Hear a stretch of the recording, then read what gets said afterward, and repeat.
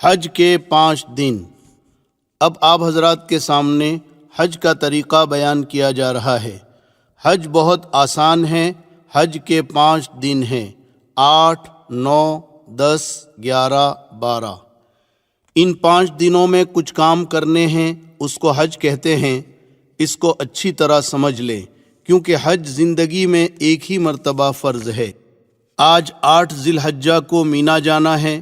یہ سفر آپ کا بس سے ہوگا، لہٰذا 7 ذی الحجہ کو عشاء کے بعد سے ہی تیاری کر لیں، کیونکہ حاجی زیادہ ہوتے ہیں تو معلم حضرات عشاء کے بعد سے ہی حاجیوں کو مینا لے جانا شروع کر دیتے ہیں۔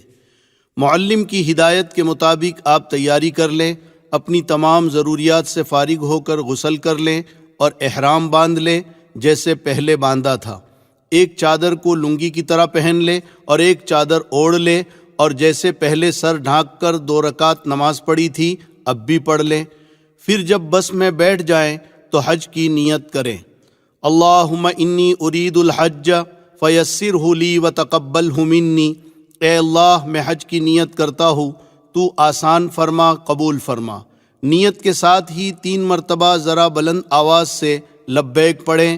لبیک اللہم لبیک، لبیک لا شریک لک لبیک، ان الحمد والنعمت لک والملک لا شریک لک۔ اور عورتیں آہستہ آواز میں لبیک پڑھیں۔ اب آپ کا احرام شروع ہو گیا اور وہ ساری پابندیاں لگ گئیں جو پہلے بیان کی گئی۔ اور جن حضرات کا حج افراد یا قران ہے، ان کا احرام تو پہلے ہی سے بندھا ہوا ہے۔ اب 10 یا 11 تاریخ کو قربانی کر کے جب سر کے بال منڈوائیں گے تب آپ کا احرام کھلے گا۔ اب آپ کو پہلے کی طرح ہر موقع پر چلتے پھرتے اٹھتے بیٹھتے خوب ذوق و شوق کے ساتھ اور اللہ کی عظمت و محبت کے ساتھ لبیک پڑھتے رہنا ہے۔ اور 10 ذی الحجہ کو بڑے شیطان کو جب کنکری ماریں گے تب تک یہ پڑھتے رہیں گے، اور یہ خیال کر کے پڑھنا ہے کہ میں حضرت ابراہیم علیہ السلام کی پکار کا اللہ کو جواب دے رہا ہوں اور اللہ میری بات سن رہا ہے۔ حج کا پہلا دن 8 ذی الحجہ۔ آج آپ مینا پہنچیں گے۔ 8 تاریخ کو ظہر سے پہلے تقریباً تمام حاجی مینا پہنچ جاتے ہیں۔ یہاں پہلے سے خیمے ٹینٹ لگے ہوتے ہیں۔ معلم کی بس آپ کو اپنے خیمے تک پہنچا دے گی۔ مینا جاتے وقت اس بات کا خیال رکھیں کہ 400-500 ریال ساتھ میں رکھ لیں اور بہت زیادہ سامان اور وزن اپنے ساتھ نہ لے جائیں، ورنہ آپ پریشان ہوں گے، کیونکہ یہاں آپ کو پیدل بھی چلنا پڑے گا۔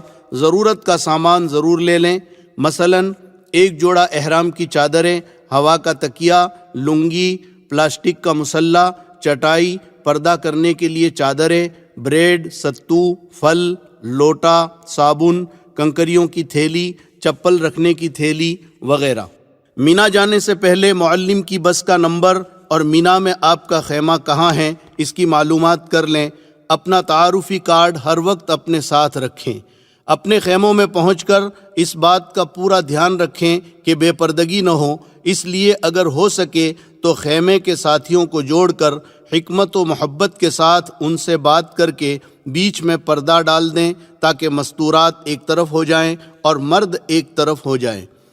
مینا پہنچ کر اپنے خیمے کا نمبر اور خیمہ کس روڈ پر ہے اسے بھی یاد کر لیں اور لکھ کر محفوظ کر لیں۔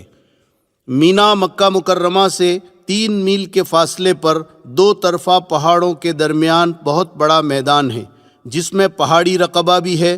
پورے مینا کا مجموعی رقبہ 7 لاکھ مربع میٹر ہے، جس میں جمرات کی 5 منزلہ عالیشان عمارت بھی بنی ہوئی ہے۔ مینا میں آج آپ کو 5 نمازیں پڑھنی ہیں، ظہر، عصر، مغرب، عشاء اور 9 ذی الحجہ کی فجر۔ یہ 5 نمازیں اپنے خیموں میں باجماعت ادا کریں، بس اور کوئی کام آج مینا میں نہیں ہے۔ باقی وقت ذکر و دعا اور تسبیح و تلاوت میں اور حج کو سیکھنے میں گزاریں۔ حج کا دوسرا دن 9 ذی الحجہ۔ آج حج کا دوسرا دن ہے۔ آج سے ایام تشریق بھی شروع ہو گئے، لہٰذا فجر کی نماز کے بعد فوراً مرد بلند آواز سے اور عورتیں آہستہ آواز سے تکبیر تشریق پڑھیں۔ اللہ اکبر لا الہ الا اللہ واللہ اکبر وللہ الحمد۔ تکبیر تشریق 9 ذی الحجہ کی فجر سے 13 ذی الحجہ کی عصر تک ہر فرض نماز کے بعد مرد اور عورت پر 1 مرتبہ پڑھنا واجب ہے۔ 9 ذی الحجہ کا دن بڑا ہی عظیم الشان دن ہے۔ آج آپ کو سورج نکلنے کے بعد مینا سے عرفات کی طرف روانہ ہونا ہے۔ عرفات مینا سے 6 میل پر ایک بڑا میدان ہے۔ یہاں بھی پہلے سے خیمے ٹینٹ لگے ہوتے ہیں۔ عرفات میں ایک مسجد ہے، مسجد نمیرہ۔ اس میں امام حج ظہر اور عصر ایک ساتھ پڑھاتے ہیں۔ اگر آپ بھی اس مسجد میں پہنچ کر ظہر اور عصر ایک ساتھ پڑھنا چاہیں تو پڑھ سکتے ہیں، مگر اس بات کا خیال رکھیں کہ امام اس زمانے میں صبح نجد سے آتا ہے اور مسافر رہتا ہے، اس لیے دونوں نمازوں کو 2 رکعت کر کے وہ قصر پڑھاتا ہے۔ آپ بھی اگر مسافر ہیں یعنی 15 دن سے کم آپ کا قیام ہے تو امام کے ساتھ قصر پڑھ لیں، اور اگر آپ مقیم ہیں تو آپ کو 4 رکعت پڑھنی ہے۔ لہٰذا امام جب ظہر کی 2 رکعت پڑھا کر سلام پھیر دے تو آپ جلدی سے کھڑے ہو کر بغیر سورہ فاتحہ اور سورت کے رکوع سجدے کے ساتھ 2 رکعت پڑھ کر سلام پھیر دیں۔ اس کے بعد امام کے ساتھ عصر کی نماز میں شریک ہو جائیں، اور جب امام عصر کی 2 رکعت پڑھا کر سلام پھیر دے تو آپ فوراً کھڑے ہو کر باقی 2 رکعت اسی طرح پوری کر لیں، یعنی بغیر کچھ پڑھے۔ بعض لوگ مسئلہ نہ جاننے کی وجہ سے باوجود مقیم ہونے کے امام کے ساتھ سلام پھیر دیتے ہیں۔ ایسی صورت میں ان کی نماز نہیں ہوتی، انہیں اپنی نماز لوٹانا ضروری ہے۔ مگر آج کل بزرگوں بھیڑ بہت زیادہ ہوتی ہے، بھیڑ میں ہو سکتا ہے آپ اپنا خیمہ بھول جائیں اور بھٹک جائیں، اس لیے آپ مسجد نمیرہ میں جانے کی کوشش نہ کریں اور اپنے خیموں میں جماعت کے ساتھ ظہر کے وقت میں ظہر اور عصر کے وقت میں عصر کی نماز پڑھیں۔ یہاں اپنے خیموں میں دونوں نمازیں ایک ساتھ نہ پڑھیں، اس کے بعد ذکر و دعا میں لگ جائیں۔ عرفات کے یہ چند گھنٹے ظہر سے مغرب تک پورے حج کا خلاصہ اور نچوڑ ہے۔ یہ دعاؤں کی قبولیت اور مغفرت کا دن ہے۔ اس دن میں اللہ تعالیٰ سمائے دنیا پر نزول فرماتے ہیں اور فرشتوں پر فخر کرتے ہیں کہ دیکھو میرے بندے ایک ہی حالت میں اس میدان میں بکھرے ہوئے ہیں، ایک ہی ترانہ ان کی زبان پر ہے، یہ مجھ سے توقع لگائیں، میرے سامنے ہاتھ اٹھا کر دعائیں مانگ رہے ہیں۔ اللہ تعالیٰ کہتے ہیں میرے فرشتوں ما اراد ہؤلائی، میرے یہ بندے کیا چاہتے ہیں، کیوں جمع ہوئے ہیں؟ پھر اللہ کہتے ہیں یا ملائکتی انی اشہدکم انی قد غفرت لہم، میرے فرشتوں گواہ رہو میں نے ان تمام بندوں کی مغفرت کر دی۔ لہٰذا پوری طرح ہم اللہ کی طرف متوجہ رہیں۔ آج کا خاص کام دعا اور استغفار ہے۔ غروب تک قبلہ رو کھڑے کھڑے جتنا کھڑے رہ سکتے ہیں، پھر بیٹھ کر، پھر کھڑے رہ کر اللہ کے سامنے خوب گڑ گڑائیں، دعا کی کتاب پڑھیں۔ اس دن میں اپنے مالک کو جتنا منوا سکتے ہیں منوا لیں، اپنے لیے، گھر والوں کے لیے، والدین کے لیے، رشتہ داروں کے لیے، محسنین کے لیے، دوست و احباب کے لیے، مرحومین کے لیے اور تمام حاجیوں کے لیے اور پوری امت کے لیے خوب گڑ گڑا کر دعا مانگے، جس زبان میں مانگ سکتے ہیں مانگے۔ عرفات کے میدان میں زوال سے غروب تک کے وقت میں تھوڑی دیر وقوف کرنا یعنی ٹھہرنا حج کا بہت بڑا فرض ہے۔ اسی لیے حدیث شریف میں فرمایا الحج عرفہ، حج عرفہ ہی کا نام ہے۔ اسی لیے وہاں جو لوگ بیمار ہوتے ہیں، ICU میں ہوتے ہیں، ان کو بھی حکومت ایمبولنس میں ڈاکٹر کی ٹیم کے ساتھ یہاں کی حاضری کرا دیتی ہے، اور جو VIP لوگ ہوتے ہیں ان کو بھی ہیلی کاپٹر سے عرفات کے میدان میں لا کر یہ فرض پورا کرا دیتے ہیں تاکہ ان کا حج ہو جائے۔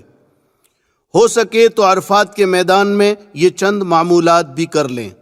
عرفات کے معمولات: عرفات میں ظہر کے بعد یہ 4 عمل کریں۔ نمبر 1، چوتھا کلمہ 100 مرتبہ، لا الہ الا اللہ وحدہ لا شریک لہ، لہ الملک ولہ الحمد وہو علی کل شیء قدیر۔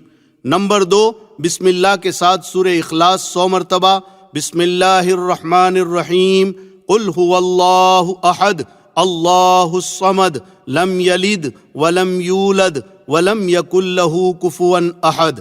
نمبر 3 درود ابراہیم اخیر میں وعلینا معہم کے اضافے کے ساتھ 100 مرتبہ۔ اللہم صلی علی محمد وعلی آل محمد کما صلیت علی ابراہیم وعلی آل ابراہیم انک حمید مجید وعلینا معہم۔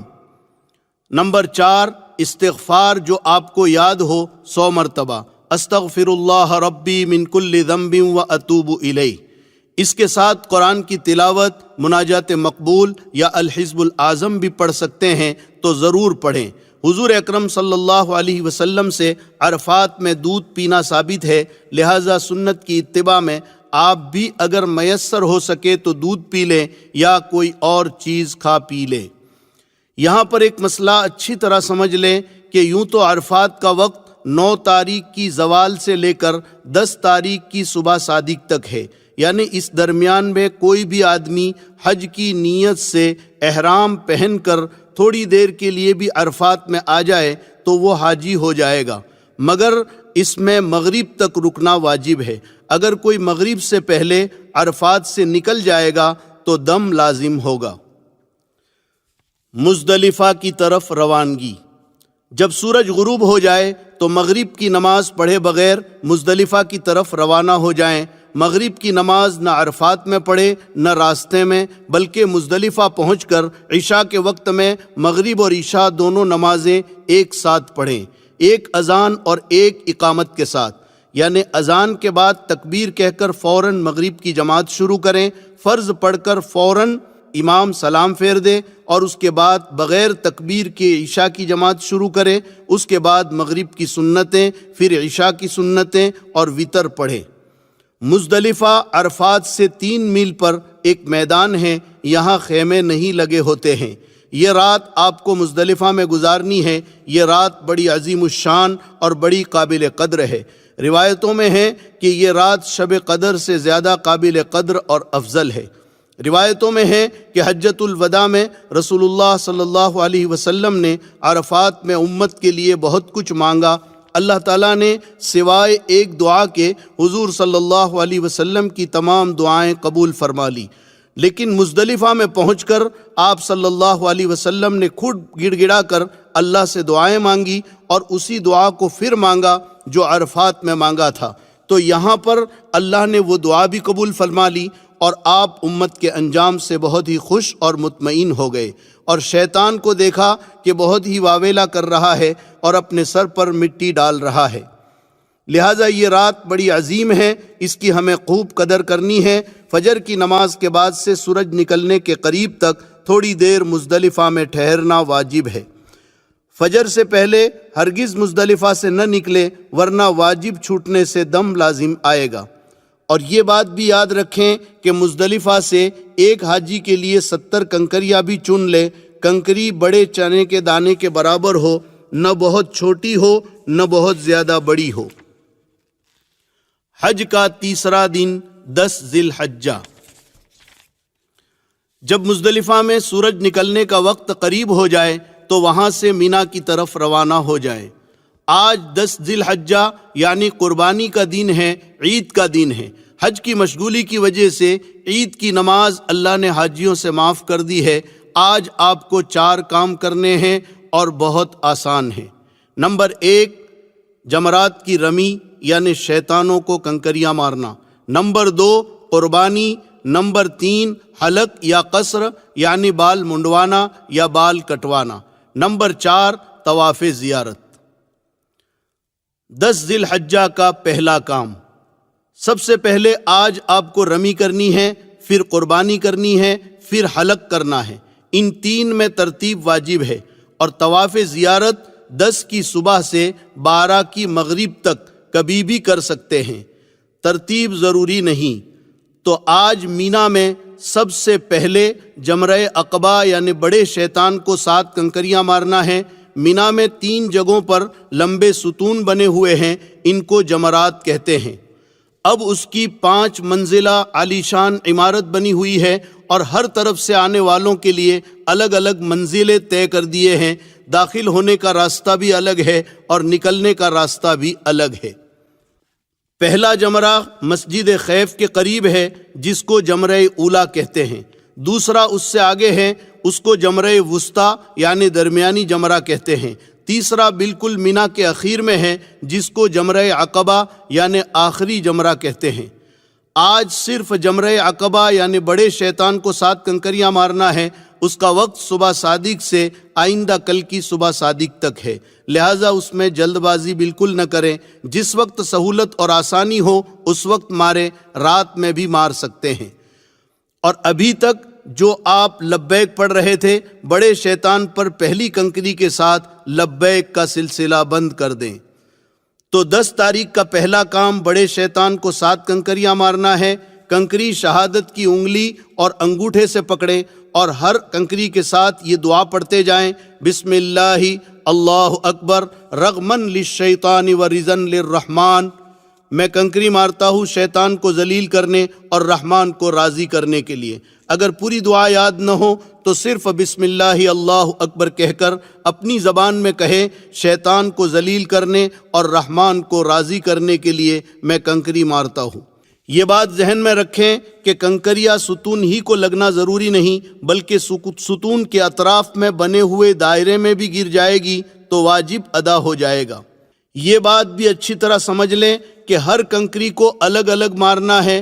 اگر کسی نے غلطی سے یا غصے سے 7 کنکریاں ایک ساتھ مار دی تو یہ ایک ہی کنکری مانی جائے گی، لہٰذا ایک ایک کنکری الگ الگ ماریں۔ کنکری مارنے کے لیے جب اپنے خیمے سے چلے تو کچھ کنکریاں زیادہ لے کر چلیں تاکہ کوئی کنکری آپ کے ہاتھ سے گر جائے تو کم نہ پڑے، کیونکہ وہاں سے کنکری اٹھانا سخت منع ہے۔ یہ بات بھی اچھی طرح سمجھ لیں کہ کنکریاں کیوں ماری جاتی ہے۔ سیدنا ابراہیم علیہ السلام جب اپنے بیٹے حضرت اسماعیل علیہ السلام کو اللہ کے حکم سے ذبح کرنے کے لیے لے کر چلے تو سب سے پہلے شیطان پہلے جمرے کے پاس ملا اور ذبح کرنے سے روکنا چاہا۔ حضرت ابراہیم علیہ السلام نے 7 کنکریاں ماری تو وہ زمین میں دھس گیا۔ آگے بڑھ کر دوسرے جمرے کے پاس نظر آیا اور ذبح کے ارادے سے روکنا چاہا۔ یہاں بھی حضرت ابراہیم علیہ السلام نے 7 کنکریاں ماری، وہ زمین میں دھس گیا۔ پھر چھوٹے جمرے کی جگہ نظر آیا، یہاں بھی حضرت ابراہیم علیہ السلام نے 7 کنکریاں ماری، وہ زمین میں دھس گیا۔ اللہ تعالیٰ کو اپنے بندے حضرت ابراہیم علیہ السلام کا اخلاص اور عاشقانہ عمل پسند آ گیا تو قیامت تک حاجیوں کو حکم دے دیا کہ تم بھی ان جگہوں پر میرے بندے ابراہیم کی نقل اتارو۔ دوسرے کی طرف سے کنکریاں مارنا کب جائز ہے؟ یہاں ایک مسئلہ سمجھ لیں، بہت سارے لوگ کسی دوسرے کو اپنا وکیل بنا دیتے ہیں، یہ وکیل بنانا کب جائز ہے؟ یاد رکھیں، کوئی آدمی ایسا بیمار، کمزور، بوڑھا یا اپاہج ہے جو چل نہیں سکتا ہے تو اس کی طرف سے دوسرے کو کنکری مارنے کے لیے نائب بنانا جائز ہے، یعنی اس کی کنکری دوسرا مار سکتا ہے۔ وہ دوسرا آدمی پہلے اپنی کنکری مارے پھر اس کی کنکری مارے۔ لیکن اگر کوئی مرد یا عورت تندرست ہے، صرف تھکان کی وجہ سے یا بھیڑ سے گھبرا کر دوسرے کو نائب بنا دے تو یہ ہرگز جائز نہیں ہے، بلکہ اسے اپنی کنکری خود اپنے ہاتھ سے مارنی پڑے گی۔ دوسرے کو اگر نائب بنا دیا تو یاد رکھیں یہ رمی نہ ہوگی اور دم واجب ہوگا۔ 10 ذی الحجہ کا دوسرا کام۔ 10 تاریخ کو جب آپ نے بڑے شیطان کو کنکریاں مار دی تو آج کا دوسرا کام قربانی کرنا ہے۔ آپ کا حج تمتع ہے تو آپ پر قربانی واجب ہے، اسی طرح قران کرنے والوں پر بھی واجب ہے، البتہ افراد کرنے والوں پر واجب نہیں، مستحب ہے۔ کر لیں تو اچھا ہے، نہ کرے تو کوئی حرج نہیں۔ یہ قربانی شکرانے کی ہے، اس کے علاوہ صاحب نصاب پر جو سالانہ قربانی ہے وہ تو باقی ہے، جو ہر صاحب نصاب پر واجب ہے، وہ بھی کرنا ہے۔ البتہ وہ قربانی آپ اپنے وطن میں بھی کروا سکتے ہیں، اور اگر حرم میں کرنا چاہیں تو یہاں بھی کر سکتے ہیں۔ بہرحال 10 تاریخ کو رمی سے فارغ ہو کر کسی معتمد آدمی سے قربانی کروائیں، اس کی ترتیب پہلے ہی سے کر لیں۔ قربانی میں وہاں بہت گڑبڑ ہوتی ہے، لہٰذا اطمینان والے آدمی کو قربانی دیں اور اس کا نمبر لے لیں، پھر رمی کر کے اس کو فون کر دیں تاکہ وہ قربانی کر لے، پھر اس کے بعد آپ حلق کریں۔ 10 ذی الحجہ کا تیسرا کام۔ قربانی کے بعد آپ حلق یا قصر کروا لیں۔ حلق یعنی سر کے بال اس طرح سے صاف کرنا اور قصر یعنی سر کے بال قینچی یا مشین سے کاٹنا۔ اس کے بغیر آپ کا احرام نہیں کھلے گا۔ اس کا طریقہ یہ ہے کہ پورے سر کے بال منڈوا دیے جائیں یا پورے سر کے بال برابر کر کے کٹوا دیے جائیں۔ حلق کرنا قصر سے زیادہ بہتر ہے، اس کا ثواب زیادہ ہے۔ آپ حرم میں دیکھیں گے کہ لوگ مختلف طرح سے حلق اور قصر کرتے ہیں۔ آپ دیکھا دیکھی بالکل نہ کریں، مسئلہ اچھی طرح سمجھ لیں۔ اگر آپ کے سر کے بال بڑے ہیں تو آپ قصر کر سکتے ہیں، یعنی بال قینچی سے کاٹ سکتے ہیں، مگر لمبائی میں کم از کم انگلی کے پور کے برابر کٹنا ضروری ہے۔ اور اگر آپ کے سر کے بال انگلی کے پور سے چھوٹے ہیں تو پھر حلق واجب ہے۔ قینچی سے کاٹنے سے احرام نہیں کھلے گا۔ عورتیں اسی طرح سے بال کاٹیں جس طرح عمرے میں سعی کے بعد بال کاٹے تھے، یعنی بالوں کے نیچے کے حصے سے ایک پور کے برابر بال کاٹیں۔ بہرحال 10 ذی الحجہ کو جب آپ نے شیطان کو کنکری بھی مار لی، قربانی بھی کر لی اور سر بھی منڈوا لیا تو اب آپ کا احرام ختم ہو گیا۔ اب آپ سلے ہوئے کپڑے پہن سکتے ہیں اور وہ سب چیزیں حلال ہو گئی جو احرام کی وجہ سے حرام تھی۔ مگر ایک پابندی ابھی بھی باقی ہے کہ بیوی ابھی حلال نہیں ہوئی۔ جب طواف زیارت کر لیں گے تو بیوی بھی حلال ہو جائے گی۔ یہاں نوجوانوں سے بعض مرتبہ غلطی ہو جاتی ہے، وہ حلق ہو جانے کی وجہ سے سمجھتے ہیں کہ ہم حلال ہو گئے اور بیوی سے صحبت کر بیٹھتے ہیں۔ یاد رکھیں، اگر ایسی غلطی ہوئی تو ایک قول کے مطابق بڑا دم لازم ہوگا، یعنی بڑے جانور کی قربانی کرنا پڑے گا، لہٰذا اس کا خیال رکھیں۔ 10 ذی الحجہ کا چوتھا کام 10 ذی الحجہ کا چوتھا کام طواف زیارت ہے۔ یہ حج کا فرض ہے۔ طواف زیارت 10، 11، 12 ان 3 دنوں میں کبھی بھی کر سکتے ہیں۔ رمی، قربانی اور حلق ان تینوں سے پہلے بھی، درمیان میں بھی اور بعد میں بھی کر سکتے ہیں۔ البتہ افضل یہ ہے کہ طواف زیارت رمی، قربانی اور حلق کے بعد کیا جائے۔ یہ طواف بھی ویسا ہی ہے جیسے عمرے کا طواف آپ نے کیا تھا کہ حجر اسود کے استلام یعنی بوسے سے طواف شروع ہوگا، 7 چکر ہوں گے۔ البتہ یہ طواف چونکہ عام طور پر اپنے کپڑوں میں ہوتا ہے، اس لیے کہ حاجی قربانی کر کے حلق کروا لیتا ہے اور احرام اتار دیتا ہے، تو اس میں استباح نہ ہوگا، مگر یاد رکھیں رمل اس میں بھی ہوگا۔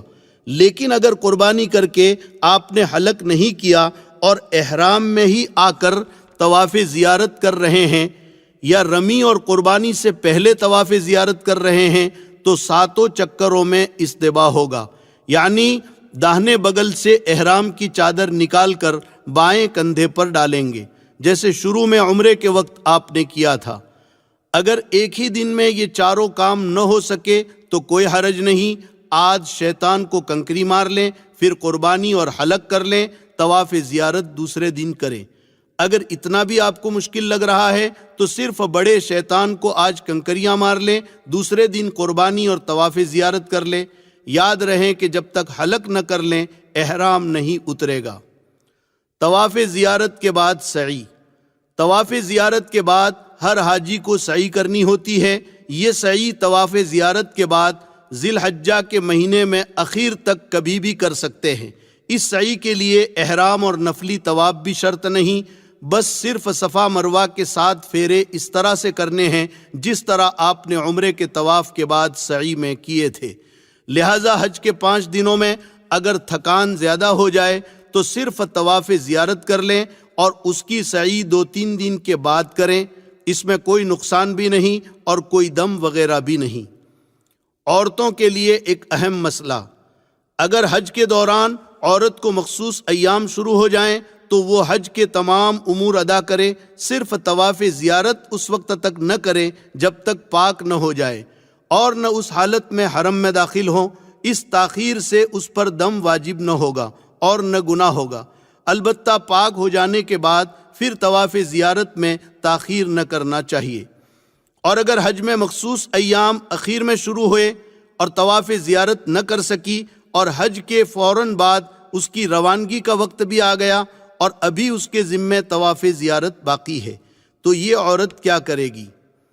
تو اس میں آپ اچھی طرح مسئلہ سمجھ لیں کہ حج کے بعد عورت کا قافلہ روانہ ہو رہا ہے اور اس کے لیے رکنے کی کوئی شکل نہیں ہے، تو اس عورت کے لیے مسئلہ یہ ہے کہ اسی ناپاکی کی حالت میں کپڑا اچھی طرح لپیٹ کر استغفار کرتے ہوئے طواف زیارت کر لیں اور اس کے بعد حرم میں بڑے جانور کی قربانی کرا دیں۔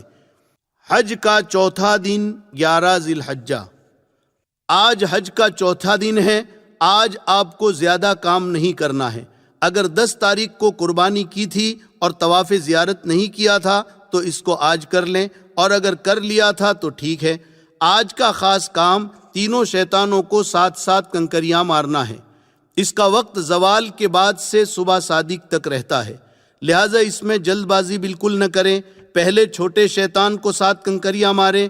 ہر کنکری کے ساتھ یہ دعا بھی پڑھتے جائیں جو پہلے بتائی تھی، بسم اللہ اللہ اکبر رغمن للشیطان ورزن للرحمن۔ شیطان کو ذلیل کرنے کے لیے اور رحمان کو راضی کرنے کے لیے میں کنکری مار رہا ہوں۔ چھوٹے شیطان کو 7 کنکریاں مار کر مجمع سے تھوڑا ہٹ کر قبلہ رو ہو کر ہاتھ اٹھا کر دعا کریں، یہ دعا کی قبولیت کی جگہ ہے۔ پھر درمیانی شیطان کو اسی طرح 7 کنکریاں ماریں، پھر مجمع سے تھوڑا ہٹ کر دعا کریں، یہ بھی دعا کی قبولیت کی جگہ ہے۔ پھر بڑے شیطان کو بھی ترتیب وار 7 کنکریاں ماریں اور یہاں دعا نہ کریں۔ اس کے بعد رات مینا میں ہی گزاریں۔ حج کا 5واں دن 12 ذی الحجہ۔ اگر کسی وجہ سے 10 اور 11 کو آپ قربانی اور طواف زیارت نہیں کر سکیں تو آج اس سے فارغ ہو جائیں۔ آج مغرب تک کسی حالت میں طواف زیارت کر لینا ہے۔ اگر آج مغرب تک نہیں کر سکے، کم از کم 4 چکر بھی نہیں ہو سکے تو دم دینا پڑے گا، اور اگر مغرب تک 4 چکر پورے ہو گئے تو دم نہیں آئے گا۔ باقی چکر مغرب کے بعد پورے کر لیں، اس کے بعد سعی کر لیں۔ آج کا خاص کام تینوں شیطانوں کو 7 کنکریاں مارنا ہے، بالکل اسی طرح جیسے کل مار چکے ہو۔ ہر کنکری کے ساتھ دعا پڑھنی ہے۔ پہلے اور دوسرے شیطان کو کنکری مار کر مجمع سے تھوڑا دور ہٹ کر دعا کرنی ہے، تیسرے شیطان کو کنکری مار کر دعا نہیں کرنی ہے۔ آج یعنی 12 تاریخ کو بھی کنکری مارنے کا وقت زوال سے اگلے دن کی صبح صادق تک ہے، لہٰذا جلد بازی نہ کریں، رات میں بھی مار سکتے ہیں۔ اس کے بعد 13 تاریخ کی رمی اختیاری ہے، آپ اگر کرنا چاہیں تو کریں ورنہ نہیں۔ قرآن نے دونوں آپشن دیے ہیں۔ اگر 12 تاریخ کو مکہ جانا چاہتے ہیں تو شام کو یا رات کو کنکریاں مارتے ہوئے مکہ نکل جائیں، لیکن اگر آپ لیٹ ہو گئے اور صبح صادق مینا میں ہو گئی تو پھر 13 کی رمی واجب ہوگی۔ اب 13 کی رمی بھی آپ کریں گے، اور 13 کی رمی کا وقت بھی زوال کے بعد شروع ہوتا ہے، مگر زوال سے پہلے بھی مار سکتے ہیں کراہت کے ساتھ، اور وقت مغرب تک رہتا ہے۔ 13 کی مغرب تک نہیں مار سکے تو دم لازم آئے گا۔ رمی کی بڑی فضیلت ہے۔ ہر کنکری پر اللہ تعالیٰ ایک مہلک اور بھاری گناہ معاف کرتا ہے جو آدمی کو ہلاک کرنے کے لیے کافی ہوتا ہے۔ طواف وداع۔ اب اللہ نے آپ کا حج پورا کر دیا، اب آپ پر کوئی خاص کام باقی نہیں رہا، صرف ایک کام رہ گیا، وہ یہ کہ جب آپ مکہ مکرمہ سے رخصت ہوں گے تو آپ کو رخصتی طواف کرنا ہے، جس کو طواف وداع کہتے ہیں۔ وہ بھی صرف طواف ہے، اس میں سعی نہیں ہے۔ اس میں بھی سہولت ہے، بالکل نکلتے وقت اگر موقع نہیں مل سکا تو کوئی حرج نہیں۔ حج کے بعد مکہ میں جتنے دن آپ رہیں گے تو اس میں آپ نفلی طواف تو کریں گے ہی، تو جو آخری طواف آپ نے کیا ہے وہ رخصتی طواف سمجھا جائے گا۔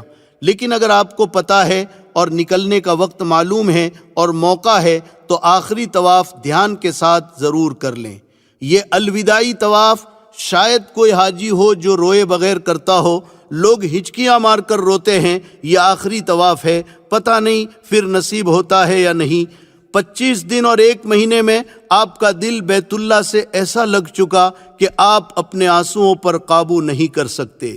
سوچو میرے آقا مدنی صلی اللہ علیہ وسلم پر کیا گزری ہوگی جب مکے والوں نے ہجرت کرنے پر مجبور کر دیا۔ آپ کے 53 سال مکہ مکرمہ میں گزرے تھے، بچپن بھی یہاں گزرا تھا، جوانی بھی یہاں گزری تھی، جبریل امین پہلی وحی بھی یہاں لے کر آئے تھے۔ آپ کو کتنا بھاری پڑا ہوگا۔ آپ مکے سے باہر نکل کر ایک ٹیلے پر چڑھ کر مکے کی طرف حسرت بھری نگاہ ڈال کر روتے ہوئے کہہ رہے ہیں، یا ارض مکہ انکی لخیر ارض اللہ و احب ارض اللہ، اے سرزمین مکہ تو اللہ کی زمینوں میں سب سے زیادہ پیاری اور سب سے زیادہ محبوب ہے، مگر یہ تیرے اندر رہنے والے مجھے رہنے نہیں دیتے، اگر یہ مجھے نہ روکتے تو میں کہیں نہ جاتا۔ پھر مدینے کی طرف چل دیے، آپ کی آنکھوں سے آنسو جاری ہے۔ راستے میں اللہ نے قرآن اتارا، ان الذی فرض علیک القرآن لرادک الی معاد، میرے محبوب جس اللہ نے آپ کے اوپر قرآن اتارا ہے وہ اللہ آپ کو عزت اور اکرام کے ساتھ دوبارہ مکہ لائے گا۔ بہرحال الوداعی طواف میں رونا یہ قبولیت کی نشانی ہے۔ اب آپ کو جو دن مکہ مکرمہ میں رہنے کے لیے مل جائیں اس کو خوب غنیمت سمجھیں اور اللہ کا شکر ادا کریں کہ اللہ نے آپ کو یہ سعادت نصیب کی ہے۔ دن رات میں جتنا ہو سکے نفلی طواف کریں، نفلی عمرہ کریں، اپنے لیے، والدین کے لیے، محسنین کے لیے، رشتہ داروں کے لیے اور پوری امت کے لیے دعائیں کریں۔ بڑی مبارک جگہ ہے جہاں انبیاء علیہم السلام کے قدم پڑے ہیں، نبیوں کے سردار تاجدار مدینہ محمد الرسول اللہ صلی اللہ علیہ وسلم کے مبارک قدم پڑے ہیں، صحابہ کرام اور اللہ والوں کے قدم پڑے ہیں۔ حجر اسود جنت کا پتھر ہے، اس کو بوسا دے، ملتزم سے چمٹ کر رو رو کر دعائیں کرے۔ حتیم جو خانہ کعبہ کا حصہ ہے اس میں نماز پڑھے، محبت و عظمت سے اللہ کے گھر کو صرف دیکھتے ہی رہے، کیا پتہ ان مبارک جگہوں پر پھر حاضری کی سعادت میسر آتی ہے یا نہیں۔ کتنے لوگ امیدیں لے کر دنیا سے چلے گئے اور موقع نہیں مل سکا، اور اللہ نے آپ کو سنہرا موقع دیا ہے، اس لیے اس کو خوب غنیمت سمجھیں اور اللہ کی رحمتوں اور نعمتوں کو جتنا لوٹ سکے لوٹیں۔ مزے لوٹوں کلیم اب بن پڑی ہے، مزے لوٹو کلیم اب بن پڑی ہے، بڑی اونچی جگہ قسمت لڑی ہے۔ مکہ مکرمہ کے کچھ تاریخی اور متبرک مقامات۔ جنت المعلی مکہ مکرمہ کا قبرستان ہے، یہ جنت البقیع یعنی مدینے کے قبرستان کے بعد تمام قبرستانوں سے افضل ہے۔ ہزاروں صحابہ کرام اور اولیاء عظام اس قبرستان میں مدفون ہیں۔ حضور اکرم صلی اللہ علیہ وسلم کی پہلی بیوی حضرت خدیجۃ الکبریٰ رضی اللہ تعالی عنہا بھی اسی قبرستان میں مدفون ہے، اس کی زیارت بھی مستحب ہے۔ جبل ابو قبیس مسجد حرام سے باہر صفا سے متصل ایک پہاڑ ہے، جس پہاڑ پر چڑھ کر حضور اکرم صلی اللہ علیہ وسلم نے قریش کو اسلام کی پہلی دعوت دی تھی۔ یہاں بنو ہاشم آباد تھے اور اسی پہاڑ کے ایک حصے میں وہ گھاٹی تھی جس میں 3 سال تک حضور اکرم صلی اللہ علیہ وسلم کے ساتھ بنو ہاشم کا بائیکاٹ ہوا تھا۔ صفا سے ملے ہوئے پہاڑ کے اس حصے میں آج شاہی محل بنا ہوا ہے، جبکہ سامنے والے حصے میں حکومت نے سرنگیں نکالی ہے، تصویر میں آپ دیکھ رہے ہیں۔ روایتوں میں ہے کہ یہ وہ پہاڑ ہے جس کو کائنات کی تخلیق کے وقت اللہ تعالیٰ نے سب سے پہلے پیدا کیا تھا۔ مولد النبی یہ وہ جگہ ہے جہاں حضور اکرم صلی اللہ علیہ وسلم کی پیدائش ہوئی۔ صفا مروہ سے باہر والے صحن کے سامنے کے حصے میں جو عمارت اور لائبریری ہے، یہ وہی مبارک جگہ ہے جہاں آقا مدنی صلی اللہ علیہ وسلم کی پیدائش ہوئی۔ غار حرا، اس کو جبل نور اور جبل حرا بھی کہتے ہیں۔ اسی کے اوپر وہ غار ہے جہاں حضور اکرم صلی اللہ علیہ وسلم نبوت ملنے سے پہلے قیام فرماتے تھے، اور اسی غار میں جبریل امین پہلی وحی لے کر آئے تھے۔ اس پر یہ آیتیں بھی لکھی ہوئی ہے، اقرأ بسم ربک الذی خلق خلق الانسان من علق۔ یہ پہاڑ اپنی مخصوص اور نمایاں شکل کی وجہ سے دور ہی سے پہچانا جاتا ہے کہ یہ جبل نور یا جبل حرا ہے۔ غار ثور، ہجرت کے سفر میں آپ صلی اللہ علیہ وسلم نے حضرت ابوبکر صدیق کے ساتھ 3 دن اسی غار میں قیام کیا تھا۔ یہ غار جبل ثور میں واقع ہے۔ یہ پہاڑ مکہ مکرمہ سے تقریباً 6 میل کے فاصلے پر ہے۔ دار ارقم، یہ حضرت ارقم ابن ابی الارقم رضی اللہ تعالیٰ عنہ کا وہ مکان ہے جہاں اسلام کے ابتدائی زمانے میں صحابہ کرام حضور اکرم صلی اللہ علیہ وسلم کے ساتھ چھپ کر نماز پڑھا کرتے تھے، قرآن اور دین کی باتیں سیکھا کرتے تھے۔ اب یہ مکان سعی کی جگہ میں تبدیل ہو گیا ہے۔ اسی جگہ حضرت عمر رضی اللہ تعالیٰ عنہ اسلام لائے تھے۔ مصعب ابن عمیر بھی اسی جگہ آ کر مسلمان ہوئے تھے۔ مسجد جن، طائف سے واپسی پر مکہ مکرمہ سے قریب آپ صلی اللہ علیہ وسلم نے نماز پڑھی تھی تو قرآن سن کر جنات جمع ہو گئے تھے اور مسلمان ہو گئے تھے۔ اس جگہ پر مسجد جن بنی ہوئی ہے جو 2 سڑکوں کے بیچ میں ہے۔ حرم شریف سے شعب عامر کی طرف آتے وقت محلہ شعب عامر اور محلہ سلیمانیہ کے درمیان سڑک پر نظر آتی ہے، وہی مسجد جن ہے۔ مسجد رایا، رسول اللہ صلی اللہ علیہ وسلم نے فتح مکہ کے دن اس جگہ فتح کا جھنڈا نصب کیا تھا۔ جنت المعلی کے راستے میں ہے۔ اس جگہ اب مسجد بنی ہوئی ہے، اسی کو مسجد رایا کہتے ہیں۔ تنعیم، جس جگہ سے حجۃ الوداع کے سفر میں حضرت عائشہ رضی اللہ تعالیٰ عنہا نے احرام باندھ کر اپنے بھائی حضرت عبد الرحمن کے ساتھ عمرہ کیا تھا، اس جگہ اب مسجد بنی ہوئی ہے جس کو مسجد عائشہ کہتے ہیں۔ مکہ مکرمہ سے شمال کی جانب 3 میل پر ہے۔ مسجد خیف، مینا میں ایک بڑی مسجد ہے۔ کہتے ہیں کہ اس میں 70 انبیاء کرام علیہم السلام مدفون ہیں۔ مسجد نمیرہ، عرفات کے کنارے پر بڑی مسجد ہے جس کو مسجد نمیرہ کہتے ہیں۔ مسجد کا خوشنما منظر آپ تصویر میں دیکھ رہے ہیں۔